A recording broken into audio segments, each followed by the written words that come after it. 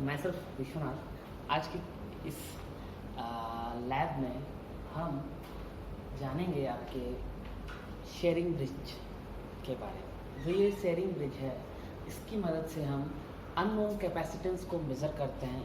सो जो एम है आपका वो क्या हो जाएगा, to measure unknown capacitance by sharing this.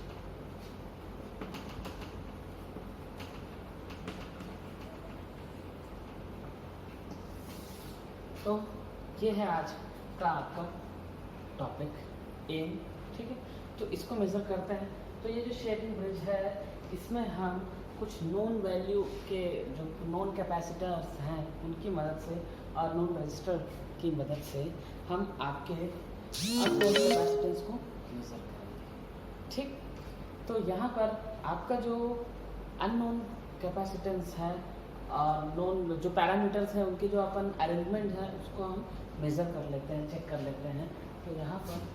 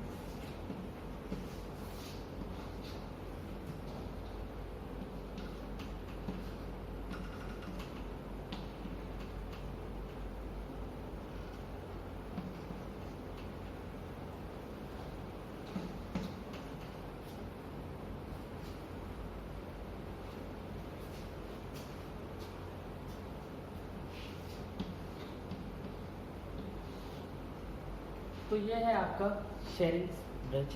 इस ब्रिज में हम देखेंगे कि हमारे पास 4 आर्म हैं और आर्म रेशियोज देखेंगे। तो इस आर्म में जो हमारा वोल्टेज है, सारे आर्म्स के जो है हम वोल्टेज को चेक करेंगे, मेज़र करेंगे। तो यहाँ पर आपका एक ये जो है आपका रेजिस्टेंस नहीं होगा, ये होगा आपका एक कैपेसिटेंस जो कि C2, ठीक। तो इसके अलावा जो वोल्टेज होगा ये E2 होगा और ये जो होगा E1 होगा। सिमिलरली ये जो वोल्टेज होगा E3 होगा और ये जो वोल्टेज होगा आपका E4, ठीक। तो हमारे इस एक्सपेरिमेंट में जिसमें हम अननोन कैपेसिटेंस मेजर करते हैं by with the help of known capacitance C2 and C3, और जो अननोन हम क्या करते हैं इसमें इस R2 को, जो कि आपका एक स्टैंडर्ड रजिस्टर है, इसको वैरी करके हम अपने इस अननोन कैपेसिटेंस को मेजर करते हैं। तो यहाँ पर C1 क्या है, अननोन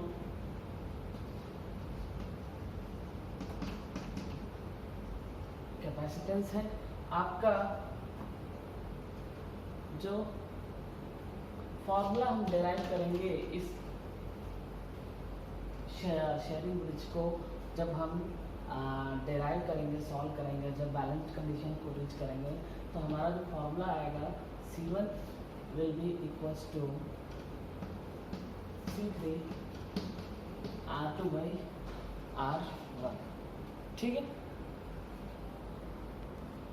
तो यहाँ हमारा जो फॉर्मूला होगा C1 इज इक्वल्स टू इस C2 होगा, ध्यान रखना C2 into R2 upon R1। यहाँ पे जो आपका R1 है वो एक नॉन इंडक्टिव रेजिस्टेंस है। R1 क्या आपका नॉन इंडक्टिव रेजिस्टेंस है, और ये जो C2 है वो आपका क्या है, ये एक स्टैंडर्ड कैपेसिटर है, स्टैंडर्ड कैपेसिटर। और आपका जो R2 है वो पैरेलली कनेक्टेड है एक नॉन इंडक्टिव कैपेसिटेंस है, नॉन इंडक्टिव रेजिस्टेंस है, सॉरी नॉन इंडक्टिव।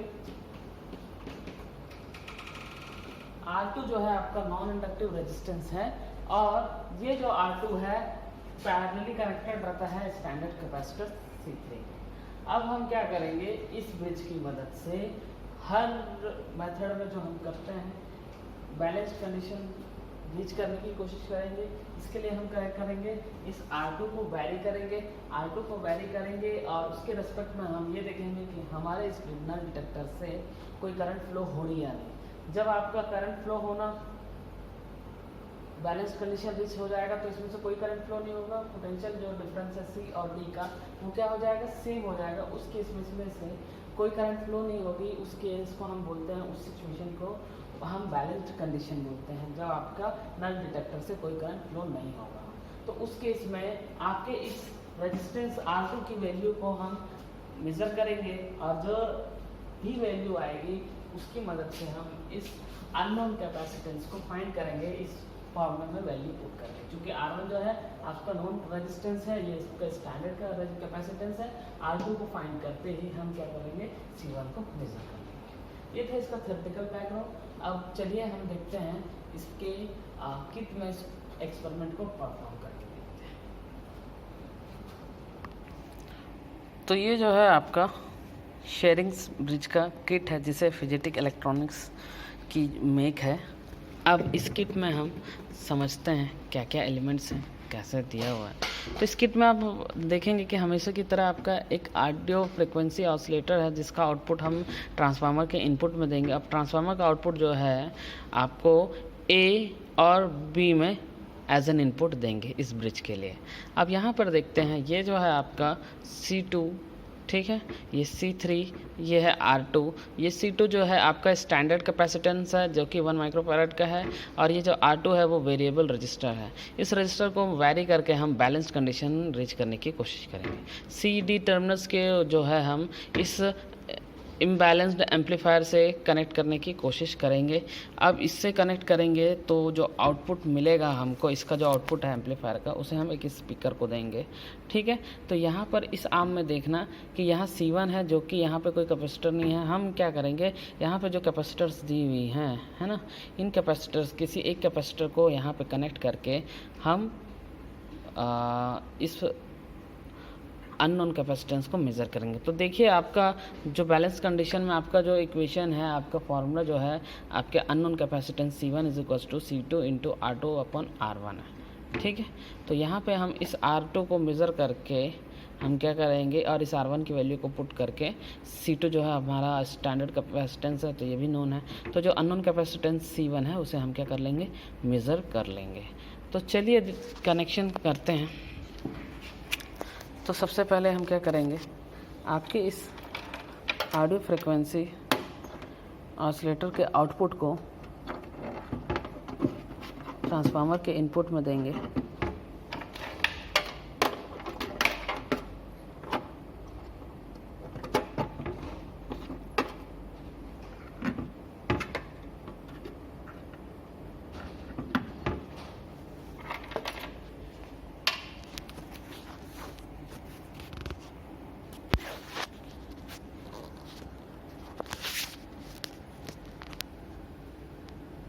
अब इसके जो आउटपुट निकलेगा ट्रांसफार्मर का, उसको हम क्या किससे कनेक्ट करेंगे, आपके इस ब्रिज के ए टर्मिनल से कनेक्ट करेंगे। अब फिर क्या करेंगे, इसका जो बी टर्मिनल है उससे हम इसके बी टर्मिनल को कनेक्ट करेंगे। देन आफ्टर हम इस ब्रिज में जो कैपेसिटेंस है आपका उसे हम मेज़र करने की कोशिश करेंगे।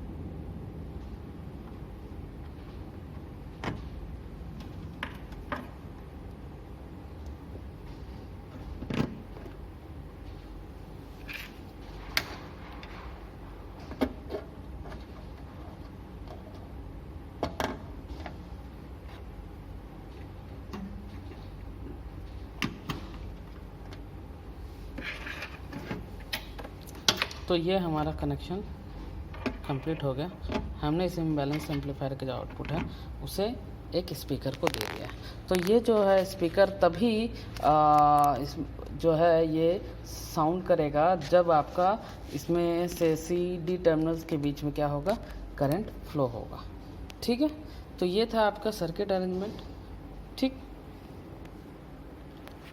तो ये था आपका सर्किट का कनेक्शन। चलिए अब हम पावर सप्लाई ऑन करते हैं यहाँ से।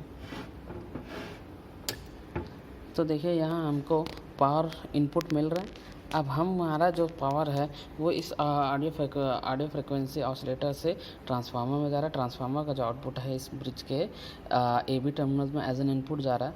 अब इसमें क्या है, CD टर्मिनल्स का जो आउटपुट है वो आपका इधर जो है ऑसिलेटर में जा रहा है।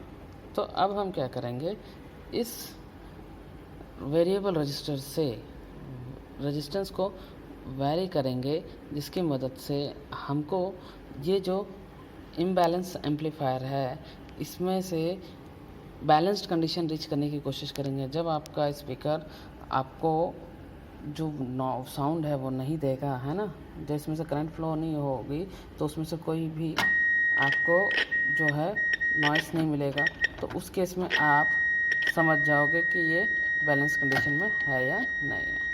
ठीक है, तो चलिए हम देखते हैं।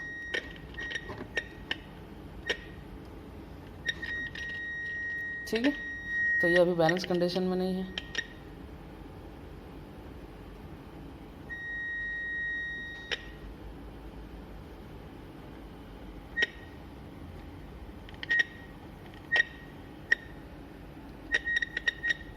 यहाँ कुछ लूज कांटेक्ट है जिसकी वजह से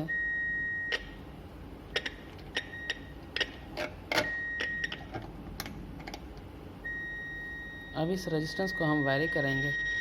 तो देखिए आपको नॉइज़ ज़्यादा मिल रहा है, तो इस रेजिस्टेंस को इस तरीके से वैरी करेंगे कि हमको क्या मिले, कि ये जो साउंड है वो बिल्कुल ना मिले। तो ये जो है, अब देखिए आपको कोई भी यहाँ पे नॉइस जो साउंड है स्पीकर से कोई आउटकम नहीं मिल रहा, मतलब हमने बैलेंस कंडीशन को रीच कर लिया है। तो अब क्या करेंगे, हम इस रेजिस्टेंस R2 को हम मेज़र कर लेंगे और इसको मेज़र करते ही हम इस फॉर्मूले में C1 = C2 × R2/R1 यहाँ पे हम क्या करेंगे, इस वैल्यू को पुट करके हमारा जो अननोन कैपेसिटर है इसको हम मेज़र कर लेंगे। तो जैसे ही हम इसको मेज़र कर लेंगे तो हमारा ये प्रैक्टिकल कंप्लीट होता है। अब हम चाहे तो इसी एक्सपेरिमेंट को फिर से रिपीट कर सकते हैं बाय चेंजिंग दी कैपेसिटर। तो हम कुछ और दूसरा कैपेसिटर अप्लाई करके यहाँ पे हम क्या कर सकते हैं, आपके कैपेसिटेंस को फिर से मेज़र कर सकते हैं, किसी दूसरे कैपेसिटर को हम मेज़र कर सकते हैं। ठीक है, तो ये था आपका शेयरिंग ब्रिज का प्रैक्टिकल। तो इसमें हम क्या मेज़र करते हैं, हम मेज़र करते हैं अननोन कैपेसिटेंस को with the help of standard capacitor जो कि C2 है।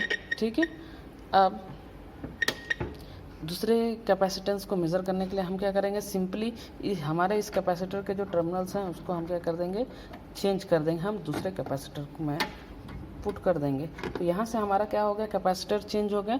तो अब हम सेम प्रैक्टिकल परफॉर्म करेंगे। देखिए आपको साउंड आ रहा है, तो हम क्या करेंगे, अगेन आपके रेजिस्टेंस को वैरी करेंगे और हम कोशिश करेंगे कि आपको बैलेंस कंडीशन आ जाए। तो आप यहाँ भी देख रहे होंगे कि आपको कोई साउंड नहीं आ रहा, ये साउंड आ रहा था, अभी कोई साउंड नहीं आ रहा, मतलब इसमें से कोई कंडीशन फ्लो नहीं हो रही, बैलेंस कंडीशन है। अब इस R2 को मेज़र करेंगे और सेम फॉर्मूले में अपन इस वैल्यू को पुट करके इसी प्रैक्टिकल को हम दूसरे रेजिस्टेंस के लिए, दूसरे कैपेसिटेंस के लिए मेज़र कर लेंगे। तो ये हमारी दो वैल्यूज़, दो रीडिंग्स हो गई। ठीक है, तो ये था आपका Schering bridge. Okay, thank you.